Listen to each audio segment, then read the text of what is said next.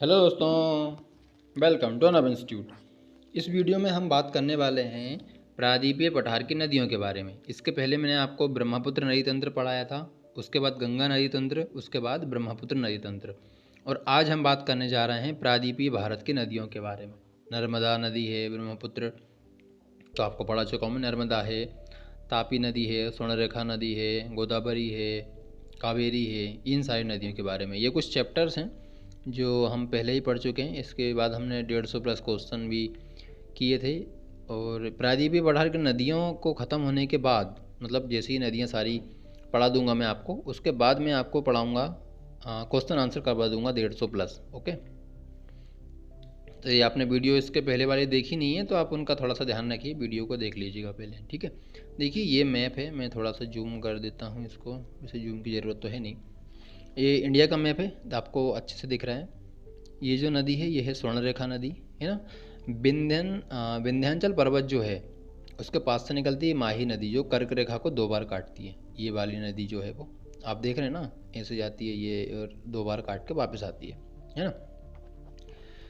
उसके बाद जो नर्मदा नदी है वो सतपुड़ा पर्वत के ऊपर है और विंध्याचल पर्वत के नीचे है। मतलब नर्मदा नदी के उत्तर में विंध्याचल पर्वत मिलेगा आपको और उसके दक्षिण में सतपुड़ा पर्वत मिलेगा। ये जो नदी है ये नर्मदा नदी है, और सतपुड़ा पर्वत के नीचे से निकलती है ताप्ती नदी, ठीक है। तो ये भी आपको ध्यान रखना है, बैतूल के मुल्ताई जिले से निकलती है। इसके बाद ये वाली देखिए महानदी है ना, जो छत्तीसगढ़ से निकलती है। बेनगंगा, पेनगंगा, प्राणहती, इंद्रावती, तेल। इसके बाद गोदावरी महाराष्ट्र से निकलती है। भीमा नदी, कोयना नदी, तुंगभद्रा नदी, कृष्णा नदी, कावेरी नदी।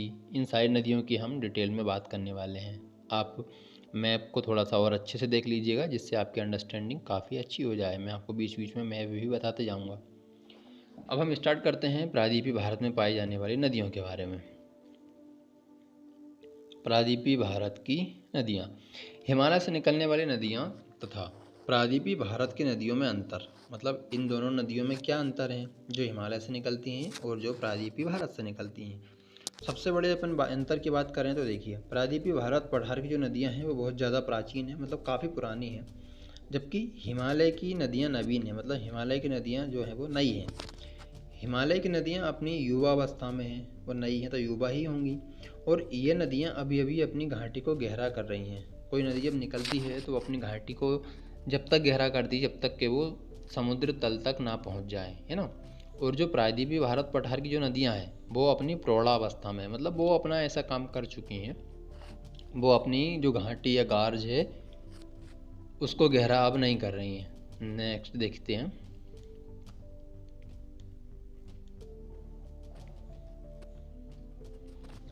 प्रायद्वीपीय भारत की नदियाँ अपनी घाटी को गहरा करने का काम लगभग समाप्त कर चुकी हैं, क्योंकि वो प्रौढ़ावस्था में, मतलब बूढ़ी हो चुकी हैं अब, और अपने आधार तल को भी प्राप्त कर चुकी हैं। किसी भी नदी का आधार तल समुद्र तल होता है, जैसा कि मैंने आपको बताया। हिमालय से निकलने वाली नदियाँ उत्तर भारत के मैदान में पहुंचकर विसर्पण करती हैं। विसर्पण मतलब जैसे एक मिनट रुकिए, जैसे ये कोई नदी है, विसर्पण मतलब सीधी नहीं जाती, वो ऐसे जाती है, थोड़ी आड़े तिरछी, है ना, ऐसे जाती है, आपको याद रखना। और कभी कभी ये नदियाँ विसर्पण करते हुए अपना रास्ता बदल लेती हैं। इसका सबसे अच्छा एग्जाम्पल मुझे याद आता है, वो है कोसी नदी। आपने सुना होगा ना, बिहार में बाढ़ आ जाती है कोसी नदी के कारण, तो वो नदी जनरली ऐसी बहती है ना, लेकिन वो नदी ऐसी बहती है, एस सांप के शेप में, है ना। तो वो क्या होता है, सीधी नहीं बहेगी, कहीं से भी जाएगी तो बाढ़ तो आना तय है। इसके बारे में भी हम पढ़ेंगे विस्तार से, देखते रहिए। ये देखिए एग्जाम्पल के तौर पे कोसी नदी। जबकि प्रायद्वीपीय भारत की नदियाँ कठोर पठारीय संरचना द्वारा नियंत्रित होने के कारण विसर्पण नहीं कर पाती हैं, क्योंकि प्रायद्वीपीय पठार का मतलब क्या है, ये एक पहाड़ है लेकिन छोटा पठार है। पठार है ये, पहाड़ पठार, पठार है ये, ठीक है। नदियों को विसर्पण करने की आवश्यकता यहाँ पे नहीं है, क्योंकि उनका एक गार्ज है जो कि काफ़ी पुराना है और वो समुद्र तल को भी मिल चुका है, इसलिए विसर्पण नहीं करती हैं। प्रायद्वीपीय भारत की नदियों का मार्ग लगभग निश्चित होता है। उद्गम से लेकर मुहाने तक अपनी घाटी पर ही प्रवाहित होती हैं वो। और प्रायद्वीपीय भारत की नदियाँ अपने उद्गम से लेकर मुहाने तक कठोर चट्टानों पर प्रवाहित होती हैं। जैसे कि मैंने अभी आपको बताया ना, कि नर्मदा नदी के उत्तर में विंध्य पहाड़ी स्थित है और नर्मदा नदी के दक्षिण में सतपुड़ा पहाड़ है। तो वो जाएगी भी तो कहाँ जाएगी, वो अपनी घाटी में ही बहेगी, यही बोलना ये चाह रहा है। इसके बाद देखिए जो हिमालय नदियां हैं वो अधिक लंबी हैं क्योंकि हिमालय नदियों का उद्गम मुहाने से अधिक दूरी पर है, जबकि अधिकतर प्रायद्वीपीय पठार की जो नदियां हैं वो छोटी नदी हैं। कोई कैसी नदी हैं, छोटी नदी हैं। क्यों? क्योंकि उनका उद्गम मुहाने से ज़्यादा दूर नहीं है। जैसे नर्मदा नदी की बात करूँ तो कितना किलोमीटर है, 1312 किलोमीटर कुछ है ना वो, है ना। लेकिन वहीं गंगा नदी की बात करें अपन तो गंगा नदी भारत की सबसे लंबी नदी है। कितनी लंबाई है इसकी, 2525 किलोमीटर। प्रायद्वीपीय भारत से निकलने वाली दक्षिण भारत की सबसे लंबी नदी है गोदावरी। पूरे भारत की बात नहीं कर रहा हूँ मैं बात कर रहा हूँ प्रायद्वीपीय भारत की। तब आप बताओगे कि हाँ गोदावरी नदी है जिसकी लंबाई 1465 किलोमीटर है। लेकिन भारत की पूछे सबसे लंबी नदी तो आप बताओगे गंगा नदी है 2525 किलोमीटर। ठीक है, इसके बाद देखते हैं। इसके बाद है कि हिमालय से निकलने वाली नदियाँ वर्षा वाहिनी होती हैं। वर्षा वाहिनी क्यों होती हैं? इनके दो स्रोत होते हैं। कौन कौन से? एक ग्लेशियर होता है और एक वर्षा जल होता है। भाई वर्षा होगी जल मिलेगा तय है, लेकिन इनको ग्लेशियर से भी पानी मिलता है। तो ये वही चीज़ बोल रहा है कि हिमालय की अधिकांश चोटियाँ 6000 मीटर से भी ऊंची हैं। कितनी? 6000 मीटर से ऊंची। जबकि वायुमंडल में हिमरेखा की ऊंचाई लगभग 4400 मीटर है। वायुमंडल आपने पढ़ा होगा, तो उसकी जो हिमरेखा की ऊंचाई है, हिमरेखा मतलब जहाँ से बर्फ़ गिरना स्टार्ट हो जाता है, वो 4400 मीटर है। लेकिन हिमालय की अधिकांश चोटियाँ 6000 मीटर है, मतलब उनके ऊपर बर्फ़ जम जाती है जिससे वहाँ पर ग्लेशियर बन जाते हैं और नदियों को पानी मिल जाता है। हिमालय की चोटी जो हिमरेखा के ऊपर होती है वो वर्ष भर बर्फ़ से ढकी हुई रहती है। बिल्कुल सही है, क्योंकि 4400 मीटर होना चाहिए, हिमरेखा की है, मतलब 4400 मीटर पर बर्फ़ गिरने लगती है। लेकिन हिमालय की चोटियाँ 6000 हैं, तो वो बर्फ़ से तो ढकी रहने ही वाली हैं साल भर, क्योंकि ज़्यादा ऊंचाई पर स्थित है ना वो। हिमालय में पाए जाने वाले ग्लेशियर का जल ही हिमालय की नदियों का मुख्य स्रोत है। तो दो स्रोत आपको समझ में आ गए होंगे, मुझे ऐसा लगता है। जबकि जो प्रायद्वीपीय भारत की नदियाँ हैं वो वर्षा वाहिनी ना होकर मौसमी हैं। वर्षा वाहिनी नहीं, ये सॉरी ये वर्ष होना चाहिए, वर्ष वाहिनी ना होकर मौसमी है। वर्ष के कुछ महीने ही जल की मात्रा इनमें बनी रहती है, जब तक कि बारिश होती रहती है, 4-5 महीने से 6 महीने मान लीजिए आप। और अन्य महीनों में या तो जल कम हो जाता है या सूख ही जाता है। प्रायद्वीपीय नदियों को केवल वर्षा के जल पर ही निर्भर रहना पड़ता है, क्योंकि यहाँ पे प्रायद्वीपीय भारत में कोई ग्लेशियर तो है नहीं। और हिमरेखा की ऊंचाई जैसा कि अपन ने अब भी देखा 4400 मीटर है, लेकिन ये तो काफ़ी कम पर रहते हैं ये। इसलिए प्रायद्वीपीय भारत की जो नदियां हैं उनको सिर्फ और सिर्फ एक जगह से ही पानी मिलता है, वर्षा के जल से। जबकि प्रायद्वीपीय पठार की औसत ऊंचाई 800 मीटर है। ये देखिए, हिमरेखा की ऊंचाई 4400 मीटर है। कितनी है? 4400 मीटर। लेकिन प्रायद्वीपीय पठार की ऊंचाई कितनी है? मात्र 800 मीटर है। तो कहाँ पे बर्फ़ गिर पाएगी? नहीं गिर पाएगी ना। इसलिए प्रायद्वीपीय पठार के इसलिए प्रायद्वीपीय पठार पर ग्लेशियर नहीं पाए जाते। सवाल आ जाए कि प्रायद्वीपीय पठार पर ग्लेशियर क्यों नहीं पाए जाते, तो अब आप इसका आंसर दे सकते हो कि हिमरेखा जो है वो 4400 मीटर है, लेकिन प्रायद्वीपीय पठार की जो ऊंचाई, सबसे ज़्यादा ऊंचाई जो है वो मात्र 800 मीटर समथिंग है। इसलिए यहाँ पे ग्लेशियर नहीं पाए जाते हैं। वैसे नदियों की 3 अवस्थाएं होती हैं। कौन सी होती हैं नदियों की 3 अवस्थाएं? देखिए, नदियों की 3 अवस्थाएं होती हैं, युवावस्था, प्रौढ़ावस्था और वृद्धावस्था। तो जो प्रायद्वीपीय भारत या जिसको दक्षिण भारत की नदियों भी बोल सकते हो, इसको 2 भागों में हम बांट के पढ़ने वाले हैं। ठीक है, कौन कौन सी 2 भाग की नदियाँ हैं पढ़ने वाले हैं हम। देखिए, ये मैंने एक और मैप तैयार किया था जिसमें आपको क्लियर नज़र आ रहा है। ये क्या नज़र आ रहा है? ये है माही, साबरमती, पार्वती, नर्मदा, ताप्ती नदी, सोन नदी, है ना। टेल जो है वो सहायक नदी है महानदी की। स्वर्णरेखा, ब्रह्मणी, इंद्रावती नदी, है ना। गोदावरी, भीमा, कृष्णा, तुंगभद्रा, पेन्नार, पलार, पोन्नियार, कावेरी, काफ़ी सारी नदियां हैं। आप इस मैप को थोड़ा सा देख लीजिए, मैं थोड़ा सा आपके लिए जूम कर देता हूँ। ये देखिए, दिख रहा है ना आपको? जी हाँ, उम्मीद करता हूँ काफ़ी समझ में आ रहा होगा। आप ना एक मैप खरीद लीजिए, 2 रुपये 5 रुपये का मैप आता है, उसको खरीद लीजिए और आप उस पे खुद ही ड्रॉ करिए, पेंसिल से या पेन से, जैसा भी आप करना चाहें। वैसा आप उसको करोगे तो उससे आपको काफ़ी प्रॉफिट होगा। नेक्स्ट देखिए, अब अपन बात करने वाले हैं अरब सागर में जल गिराने वाली नदियों के बारे में और बंगाल की खाड़ी में जल गिराने वाली नदियों के बारे में। भाई इंडिया का मैप बनाऊँ मैं कुछ इस टाइप का है, तो इधर बंगाल की खाड़ी है और इधर अरब सागर है, इधर बंगाल की खाड़ी है और इधर अरब सागर है। तो कुछ नदियाँ इधर जाके मिलती हैं, कुछ नदियाँ ऐसी गिरती हैं। तो वही हम बात करने वाले हैं। अपन बात करते हैं बंगाल की खाड़ी में जल गिराने वाली नदियों के बारे में। बंगाल की खाड़ी में जल गिराने वाली या पूर्वी तट पर, ऐसा मैप है तो ये पूरब हुआ, ये पश्चिम हुआ ना, तो ये पूर्वी तट है।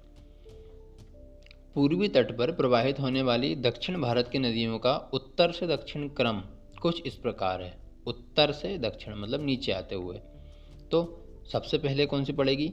दामोदर, स्वर्णरेखा, बैतरणी, ब्राह्मणी, महानदी, गोदावरी, कृष्णा नदी, पेन्नार नदी, कावेरी नदी, बैगई नदी और सबसे लास्ट में मिलेगी आपको ताम्रपाणी नदी।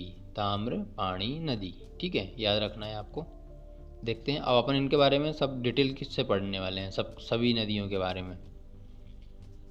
सबसे पहले अपन बात करते हैं गोदावरी नदी की, गोदावरी नदी, दामोदर नदी के बारे में। दामोदर नदी जो है वो छोटा नागपुर के पठार के मध्य अपनी भ्रंश घाटी में प्रवाहित होते हुए हुगली नदी में मिल जाती है। छोटा नागपुर के पठार से निकलती है और यह हुगली नदी में मिलती है, जो गंगा नदी की ही एक वितरणी है। मतलब गंगा नदी से ही बनी है ना ये हुगली नदी, उसी में जाके मिल जाती है। दामोदर नदी प्रत्यक्ष रूप से बंगाल की खाड़ी में जल ना गिराकर हुगली नदी के माध्यम से अपना जल बंगाल की खाड़ी में गिराती है। क्योंकि जैसे ये मान लीजिए हुगली है, ये नदी यहाँ से आई और यहाँ से आने के बाद इधर चली गई, इसमें मिल गई है ना। दूसरी नदी है स्वर्णरेखा नदी।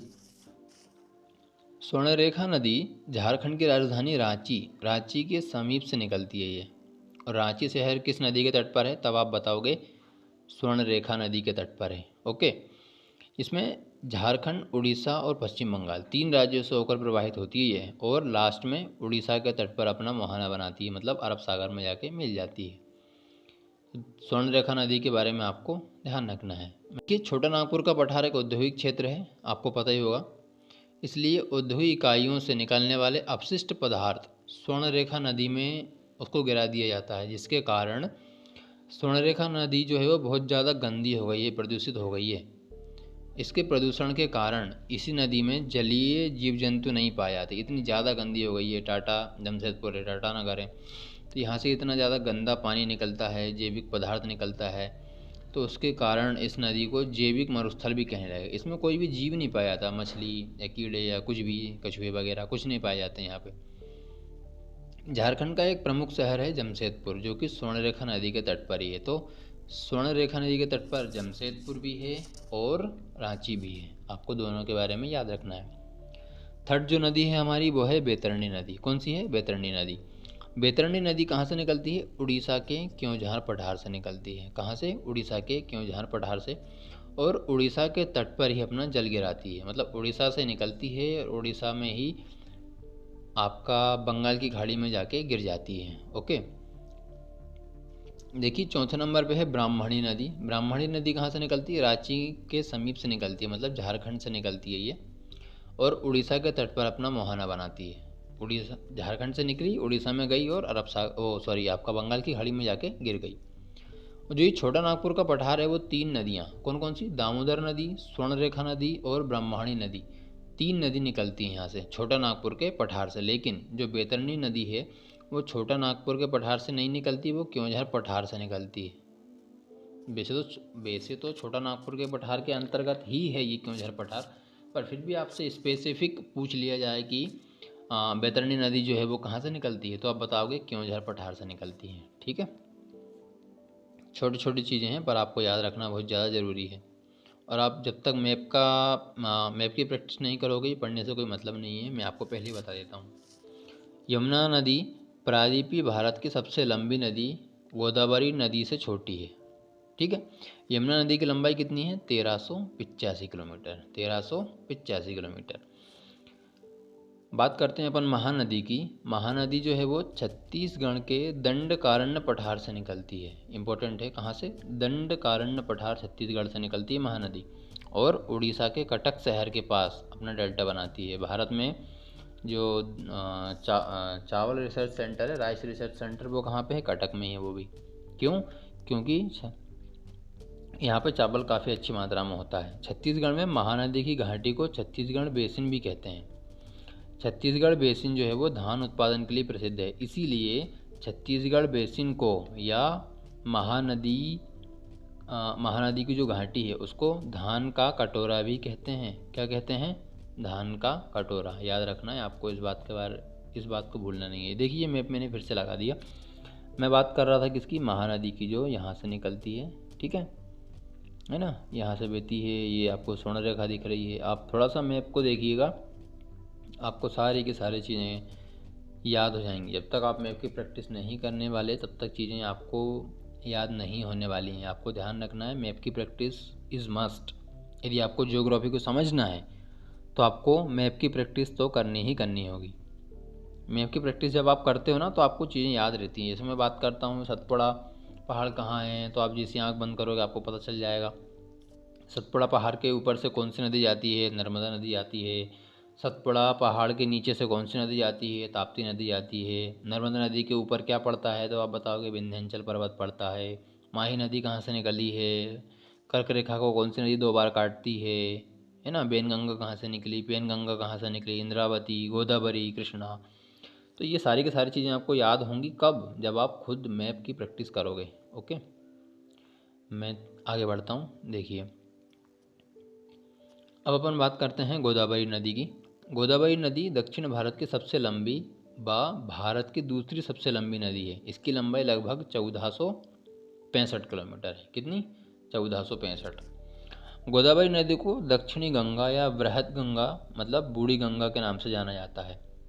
जो दक्षिण भारत में उसको दक्षिणी गंगा बोल लो या बृहद गंगा मतलब बूढ़ी गंगा बोल लो, इन दोनों नामों से उसको जाना जाता है। कहाँ पे? गोदावरी, किसको? गोदावरी नदी को। गोदावरी नदी महाराष्ट्र में पश्चिमी घाट पहाड़ी पर स्थित, कहाँ पे? नासिक के त्र्यंबक नामक स्थान से निकलती है। मतलब महाराष्ट्र के त्र्यंबक में निकलती है, नासिक से, और 3 राज्यों में जाके मिल जाती है। कौन कौन से 3 राज्य? महाराष्ट्र, तेलंगाना और आंध्र प्रदेश। 3 राज्यों में जाके प्रवाहित होती है ये। गोदावरी की कुछ सहायक नदियाँ हैं, इनसे भी सवाल कभी कभी आ जाते हैं, जैसे प्रवरा, पूर्णा, बैनगंगा, प्राणहिता, इंद्रावती और मंजीरा।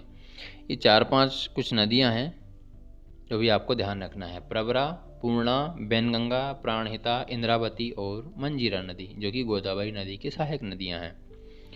अब इसकी भी कुछ बातें हैं। कौन कौन सी? जैसे प्रवरा, पूर्णा, बैनगंगा, प्राणहिता, इंद्रावती और मंजीरा, इनमें से सभी नदियाँ उत्तर की ओर प्रवाहित होती हैं। मतलब कुछ इस टाइप में बहती हैं। उत्तर कहाँ है? यदि आपको नहीं पता तो आप ऐसे लिख सकते हो, नॉर्थ, साउथ, ईस्ट और ये वेस्ट। तो ये उत्तर, ये दक्षिण, ये पूरब और ये पश्चिम, याद करने के लिए।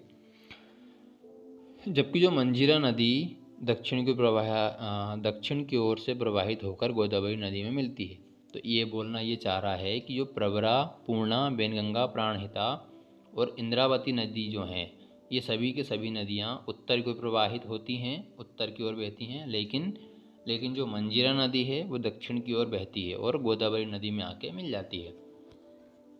बैनगंगा जो नदी है ना, वो गोदावरी नदी की सबसे लंबी सहायक नदी है। गोदावरी नदी की सबसे लंबी सहायक नदी कौन सी है? बैनगंगा। जैसा कि मैंने आपको बताया था कि गंगा की सबसे लंबी नदी कौन सी है, तो मैंने आपको बताया था यमुना नदी है गंगा की सबसे लंबी, और यमुना की मैंने बताई थी चंबल, और चंबल की मैंने आपको कौन सी बताई थी? सिप्रा। ठीक है, ऐसे ही आपको कोरिलेट करके याद रखना है। एक दूसरे को मिलाइए, समझिए और याद करिए, ट्रिक से नहीं, कॉन्सेप्ट को समझिए आप। इंद्रावती नदी ना उड़ीसा के बस्तर के पठार से निकलकर छत्तीसगढ़ राज्य में प्रवाहित होते हुए पूर्व की ओर तेलंगाना राज्य में गोदावरी से मिल जाती है। जो ये इंद्रावती नदी है वो उड़ीसा के बस्तर के पठार से निकलती है। पर आपको याद आ रहा होगा कि बस्तर का पठार तो छत्तीसगढ़ में है। आ रहा होगा ना। उड़ीसा के बस्तर के पठार से निकलकर छत्तीसगढ़ राज्य में प्रवाहित होते हुए पूर्व की ओर से तेलंगाना राज्य में गोदावरी नदी से मिलती है। तो बस्तर का पठार जो है वो उड़ीसा में भी है और छत्तीसगढ़ में है, पर ये ओरिजिनेट जो होती है ना वो उड़ीसा से होती है, फिर छत्तीसगढ़ में जाती है, उसके बाद तेलंगाना में जाती है, उसके बाद गोदावरी नदी से मिल जाती है। इन सब बातों का ध्यान रखिएगा आप, तभी तो आप आगे बढ़ पाओगे। नेक्स्ट देखते हैं। देखिए बात करता हूँ मैं कृष्णा नदी की। कृष्णा नदी दक्षिण भारत की दूसरी सबसे लंबी नदी है। सबसे पहले नंबर पर कौन सी थी? गोदावरी। दूसरे नंबर पे कृष्णा नदी। ये निकलती कहाँ से है? यह निकलती है महाराष्ट्र में महाबलेश्वर चोटी से। कहाँ से? महाबलेश्वर चोटी से निकलती है। और कितने टोटल मिला के 4 राज्यों में बहती है कृष्णा नदी। कौन से 4 राज्य? एक तो महाराष्ट्र हो गया, उसके बाद जाएगी कर्नाटक में, उसके बाद जाएगी तेलंगाना में, उसके बाद आंध्र प्रदेश में। और आंध्र प्रदेश में जाके बंगाल की खाड़ी में जाके गिर जाएगी। यदि मैं ऐसा मैप बनाता हूँ तो ये महाराष्ट्र है, उसके बाद ये कर्नाटक है, उसके बाद यहाँ पे तेलंगाना है, और इस टाइप में है आंध्र प्रदेश। तो नदी यहाँ से निकलती है, ऐसे निकल गए अरब सागर में बंगाल की खाड़ी में जाके मिल जाती है। कृष्णा नदी विजयवाड़ा के निकट डेल्टा बनाती है। कृष्णा नदी जो है वो विजयवाड़ा में मतलब जाके गिरती है आंध्र प्रदेश में। कृष्णा नदी और गोदावरी नदी का डेल्टा आपस में मिल गया है। दोनों नदियों का जो डेल्टा है वो आपस में मिल गया है। डेल्टा कैसे बनता है आपको याद है क्या? जैसे ये कोई नदी आ रही है और वो कुछ इस टाइप में फैल जाती है, और यहाँ से गोदावरी आई और वो भी कुछ इस टाइप में फैल गई। धीरे धीरे धीरे इन दोनों का जो डेल्टा है वो ऐसा आपस में मिल गया। तो ये वही चीज़ बोल रहा है। आंध्र प्रदेश के तट पर कृष्णा नदी और गोदावरी नदी के डेल्टा के मध्य में एक झील है। उस झील का नाम है कोलेरू झील। कौन सी? कोलेरू झील। आपको याद होगा कोलेरू झील कहाँ पे है? कोलेरू झील स्थित है आंध्र प्रदेश में। तो ये कृष्णा नदी और गोदावरी नदी दोनों के डेल्टा के मध्य में स्थित है ये। ओके, चीज़ों को कोरिलेट करोगे आप तभी आप याद कर सकते हो, वो भी इसको, जियोग्राफी को। ओके, कृष्णा नदी की कुछ सहायक नदियां हैं, कुछ इस प्रकार हैं। तुंगभद्रा, घाटप्रभा, मूसी, कोयना, भीमा, पंचगंगा, दूधगंगा और मालप्रभा। मैंने इसको इसीलिए डिफरेंट कलर दिए ताकि आपको याद करने में कठिनाई ना हो। तुंगभद्रा नदी, घाटप्रभा नदी, मालप्रभा नदी, दूधगंगा नदी, पंचगंगा नदी, भीमा नदी, कोयना नदी और मूसी नदी। इसमें से तुंगभद्रा नदी पश्चिमी घाट पर्वत से 2 धाराओं में बहती है। कौन कौन से? तुंगा और भद्रा। तुंगा और भद्रा इन दोनों के नाम को मिला के ही तुंगभद्रा नदी उसको बोलते हैं। तुंगभद्रा नदी कृष्णा नदी की सबसे लंबी सहायक नदी है। ठीक है, कौन सी नदी है? मैंने आपको गोदावरी के बारे में बताया था कि उसकी जो सबसे लंबी सहायक नदी है वो मैंने आपको बताई थी कि वो कौन सी है? इंद्रावती है। और तुंगभद्रा जो नदी है वो कृष्णा नदी की सबसे लंबी सहायक नदी है, जो कि दक्षिण से प्रवाहित होते हुए आती है और कृष्णा नदी में आके मिल जाती है। तेलंगाना की जो राजधानी हैदराबाद वो मूसी नदी के तट पर है। Very very very important. ये सवाल तो मैंने कई बार देखा है, आई थिंक 100 टाइम्स मोर। आपको याद रखना है कि जो हैदराबाद है वो मूसी नदी के तट पर स्थित है। कहाँ पे है? मूसी नदी के तट पर। इसके बाद देखिए 8वें नंबर पे है पेन्नार नदी। कौन सी? पेन्नार नदी।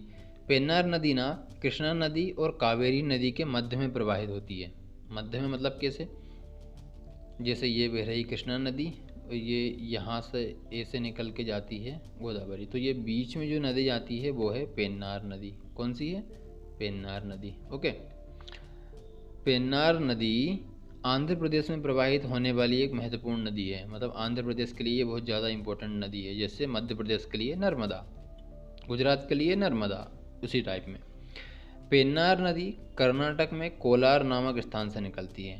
तो ये सवाल आपको बन सकता है कि पेन्नार नदी कहाँ से निकलती है, तब आप बताओगे पेन्नार नदी कोलार नामक स्थान से निकलती है।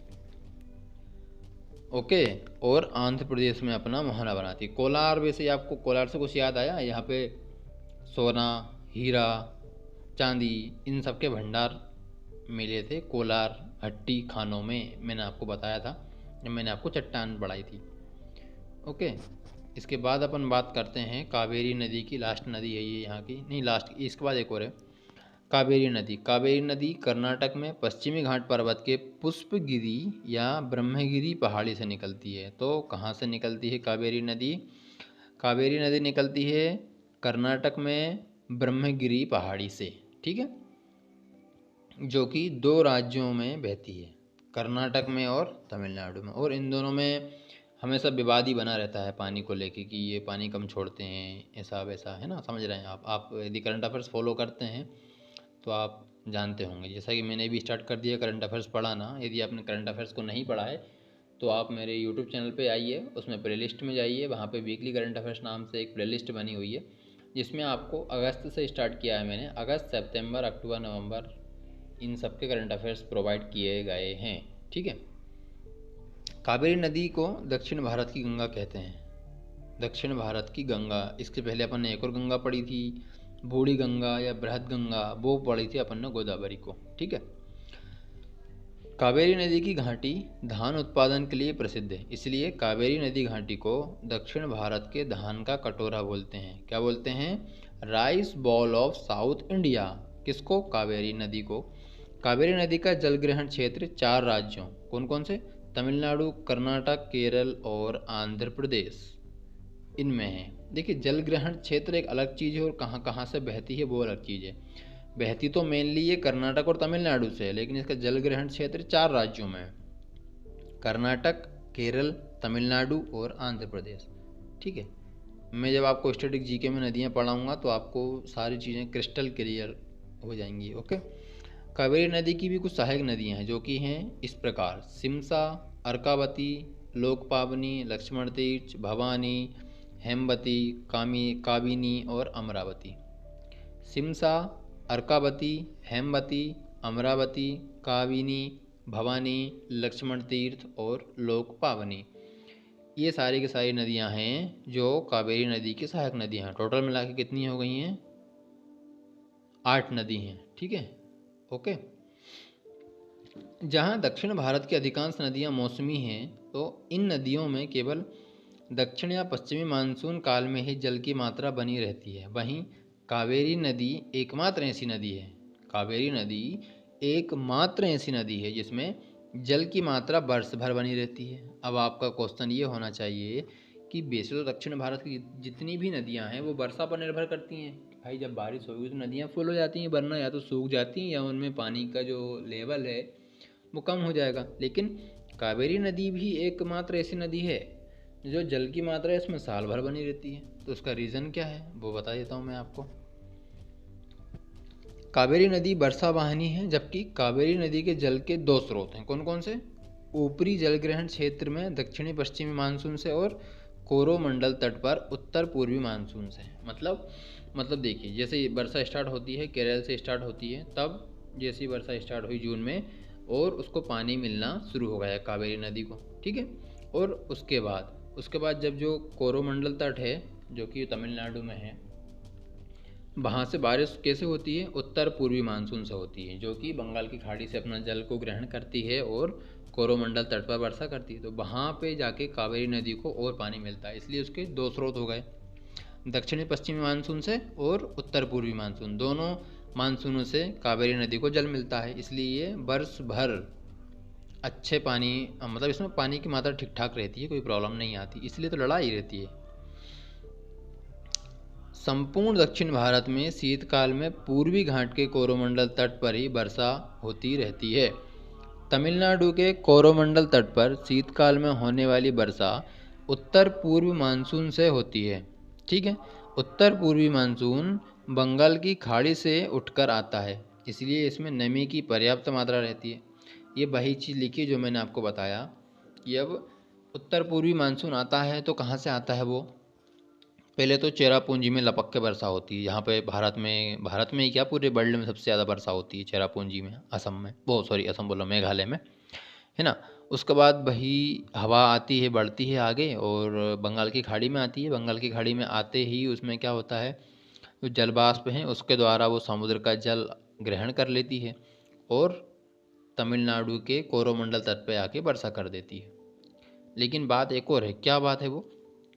कि उत्तर पूर्वी मानसून किसी अन्य राज्यों से नहीं टकरा पाता, किंतु कोरोमंडल तट से टकराकर पर्याप्त वर्षा करता है। इसी कारण कावेरी नदी वर्ष भर इसमें जल की मात्रा बनी रहती है। ठीक है, अब अपन बात करते हैं लास्ट 2 नदी की। फर्स्ट 10th नंबर पर है बेगाई नदी। बेगाई नदी तमिलनाडु के बरुसनाडु पहाड़ी से निकलती है। छोटी सी नदी है और जो मदुरई शहर है, एक प्राचीन शहर, जैसे मदुरई आपको सुना होगा, एक प्राचीन शहर जैसे वाराणसी बहुत पुराना शहर है, वैसे ही मदुरई भी बहुत पुराना शहर है। बेगाई नदी के तट पर ही स्थित है। तो सवाल ये बन सकता है, बहुत इम्पोर्टेंट भी है, कि जो मदुरई शहर है वो किस नदी के तट पर है? तो आप बताओगे बेगाई नदी के, है ना। बेगाई नदी रामेश्वरम के पास पाक जलडमरू मध्य में अपना मुहाना बनाती है। पाक जलडमरू मध्य में, ठीक है। क्या होता है पाक जलडमरू मध्य? आपको, यदि आपने मेरी पिछली वीडियोस को देखा है तो आपको याद होगा कि ये क्या है, क्यों है, कहाँ से कहाँ तक है, सारी की सारी चीज़ें मैंने आपको पहले उसमें पढ़ाई हैं। लास्ट नदी है ताम्रपाणी नदी। कौन सी? ताम्रपर्णी नदी, जो कि कार्डामा पहाड़ी में स्थित अगस्त्यमलाई चोटी से निकलती है। बहुत इंपॉर्टेंट है ये अगस्त्यमलाई चोटी, भारत का लास्ट बाउंड्री है ये, है ना। अगस्त्यमलाई चोटी से निकलती है और मन्नार की खाड़ी में जाके गिर जाती है। तो ताम्रपाणी नदी मन्नार की खाड़ी में गिरती है और बेगाई नदी पाक जलडमरू मध्य में गिरती है। इन दोनों बातों का आपको ध्यान रखना है दोस्तों। इसके लिए इस वीडियो में बस इतना ही था। वीडियो ज़्यादा लंबी हो रही है, कुछ चीज़ें और बची हैं, मैं उसको अगले वीडियो में कवर करने वाला हूँ, तो आप बने रहिए वीडियो के साथ। अरे हाँ, यदि आपको वीडियो पसंद आती है तो प्लीज़ उसको लाइक करें, शेयर करें और चैनल को सब्सक्राइब करें और बेल आइकन पर क्लिक ज़रूर करें, ठीक है। यदि आपको मेरी मेहनत थोड़ी सी भी पसंद आ रही है तो प्लीज़ वीडियो को पूरा वॉच करें, लाइक भी करें, शेयर करें, बेल आइकन को क्लिक करें और अपने दोस्तों तक पहुंचाएं। जय हिंद, जय भारत।